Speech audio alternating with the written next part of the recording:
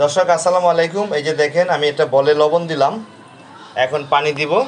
আমি এইভাবে ফল শোধন করি। তাহলে এইভাবে কি হবে, আমি এই যে আপেল কিনলাম, আমি এই আপেলগুলো ভিজিয়ে রাখবো।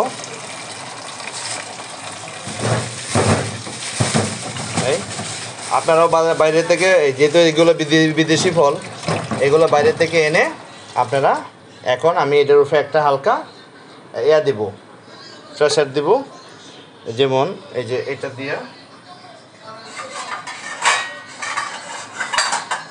আমি এটা প্রেসার দিয়ে রাখবো, যাতে এটা তলায় তলায় থাকে।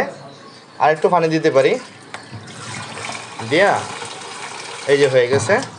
আমি অনেকরকম প্রেসার দিয়ে রেখে দিব, বাস আমার এগুলো ফল শোধন হয়ে যাবে। তার পরবর্তীতে আমি মিনিমাম 2-3 ঘন্টা, মিনিমাম আজকে রাতে সারা রাত রেখে দিব, কালকে সকালে আমি এটা খাওয়া শুরু করব। এভাবে আমি আমার ফল শোধন করি, আপনারা করতে পারেন। ভালো থাকবেন দর্শক, আসসালামু আলাইকুম। যে কোনো বিদেশি ফল এভাবে শোধন করে রেখে নেবেন, কারণ এটা আপনার জন্য ভালো, কারণ এটা বিদেশি ফল। এখানে বিভিন্ন ধরনের কেমিক্যাল, ভাইটামিন, মেডিসিন দিয়া এটাকে তাজা রাখতে হয়েছে, নাহলে এটা এতদিন ভালো থাকতো না। কিছু করার নাই, ব্যবসা স্বার্থে করবে, কারণ আপনিও এটা আপনার স্বার্থে এভাবে গুছায় নেবেন। এটি আপনার জন্য, আমার জন্য রাইট। ভালো থাকবেন।